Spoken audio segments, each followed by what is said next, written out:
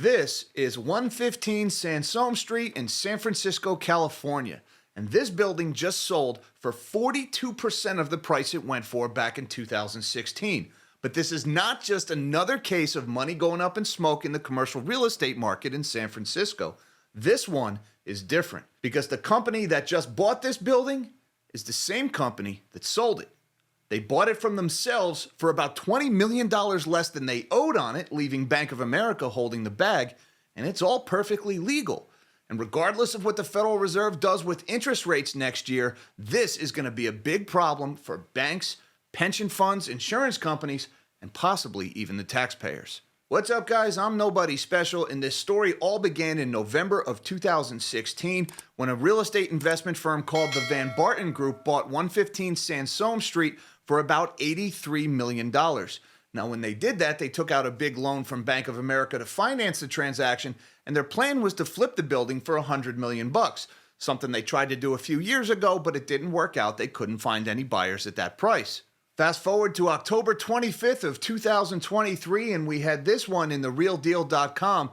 It seems the Vanbarton Group was sick of making payments on that building that was no longer worth anywhere near what they owed on it, and like so many other cases in the commercial real estate market, they said to the bank, "We're not going to pay you anymore, so you might as well just take the keys back and put this building up for sale. We're walking away." At the time, it was feared that the bank was going to take as much as a 60% loss on that loan because the guidance that was put out by the real estate firm JLL, who was organizing the short sale, said that this building would probably sell for somewhere around 25 to 30 million bucks. Well, it turns out that guidance from JLL was a little bit too bearish because on December 11th, 115 Sansome Street sold for $35 million, almost 40% above the $25 million lowball estimate that JLL had provided in their guidance. But the kicker was the winning bidder was the Vanbarton Group, the same real estate investment firm who just walked away from the loan.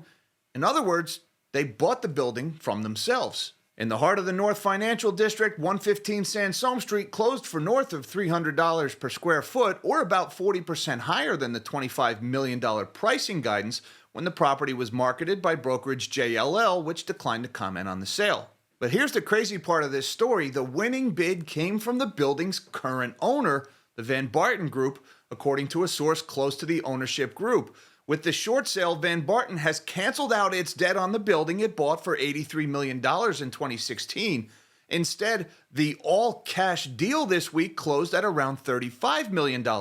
The 2016 loan from Bank of America amounted to about $53.6 million according to public records, and city documents recorded on December 11th confirm that the loan went into reconveyance. Now, the Vanbarton Group was founded by Gary Tischler. He's their managing partner shown over there. And an anonymous source within the Vanbarton Group had this to say in the Real Deal article: "We now own it free and clear, and we're able to do leasing, and we're able to do improvements and pay commissions," said the ownership-connected source, adding that many tenants in the city are searching for stability and want to know that their building won't be bought by a vulture fund. That's right, folks. A source at the investment firm that just stuck their lender with a $20 million bag wants you to know it's a good thing a vulture fund didn't buy this building. Now, by now, you're probably sitting there asking yourself, how on earth is this legal? How could a firm get away with this? How can a company sell a building to itself for tens of millions of dollars less than they owe on it, handing the loss over to the bank, and then walking away owning the building free and clear?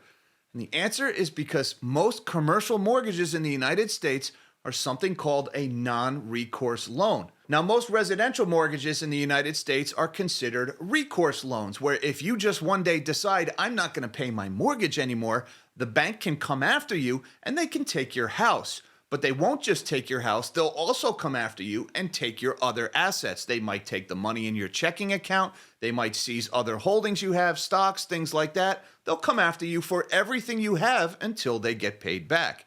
But in a non-recourse loan, that doesn't work. In non-recourse loans, the borrower's other assets are safe. The only recourse the lender has is to repossess the building that is collateral for the loan. They can't go after anything else. And in the case of the Vanbarton Group, sure, they had $35 million in cash sitting on the sidelines, But that cash was off limits. The only thing Bank of America could do here was take the building back. And then they put it up for short sale, and well, Vanbarton was the high bidder at that short sale. And so they get the building back for almost $20 million less than they owed on it. And Bank of America is left holding that bag. There's nothing they can do about it, folks. This is all perfectly legal. And as we head into 2024, this could become a very big problem for the U.S. financial system, because you better believe every major player in the commercial real estate space saw what just happened in San Francisco, and they're getting ideas. That is very bad news for anybody holding commercial real estate debt in their portfolio. And if you're wondering who that is, well, it's probably you. Check out this chart here from the Mortgage Bankers Association, and this shows you who is holding all of the $5.8 trillion of commercial real estate debt in the United States.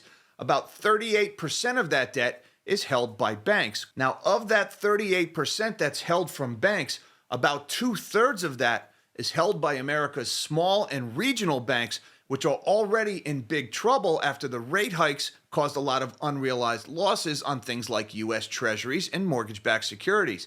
So these small and regional banks are already on the ropes, already just fighting for their survival. And on top of that, you've got companies like Vanbarton walking away from their commercial real estate loans, handing the keys to the buildings right back to the lenders.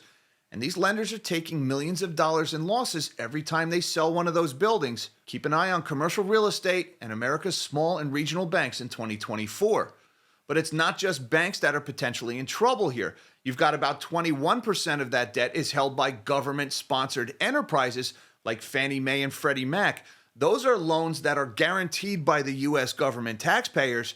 So if Fannie and Freddie get into trouble with too much losses in commercial real estate, well, it's conceivable that the taxpayers could be on the hook for bailing out Fannie and Freddie again, just like in 2008. You've also got 15% of that CRE debt is sitting on the balance sheets of life insurance companies. Life insurance companies are often referred to as shadow banks because their business models resemble banks in a lot of ways. They get money from their customers as they pay their premiums on the insurance. Those are their liabilities. When those customers eventually die, they have to pay out.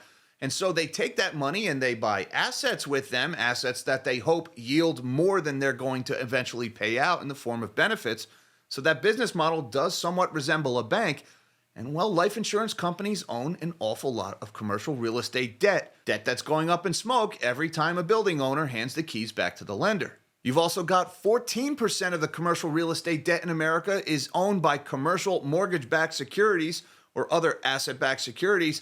A lot of that is found in your pension fund if you have a retirement plan. There's one thing financial institutions just love to do. It's make loans with somebody else's money where they stand to make all the profits and then sell those loans into your retirement plan so that they take none of the risk. That's known as a moral hazard, and it runs rampant in our financial system, so there's a risk to your retirement in here as well. And that risk could be transferred to the taxpayers because, well, no politician is going to sit by while grandma's pension gets wiped out, and so those losses could be socialized among either pensioners or taxpayers if things get bad enough. And then rounding out the list, you've got 12% other. That is most likely family offices, wealthy individuals, and miscellaneous who are investing in commercial real estate debt.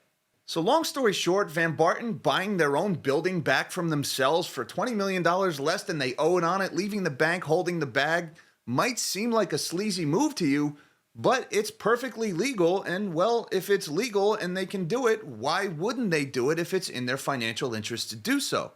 And for that matter, why wouldn't every commercial real estate owner in the country do the same thing if it's in their interest to do so? Right now, it is in the interests of many of them to do so. And that's why all those slices of pie on that chart we just looked at are in big trouble in 2024 as more and more firms default on their loans, knowing they can just turn around and buy something similar or the exact same building for a whole heck of a lot less than they owe on it. Now imagine every skyline of every major city in the United States. That skyline is just full of vacant office space, thanks in no small part to the work from home trend, and also companies fleeing those cities thanks to conditions on the ground.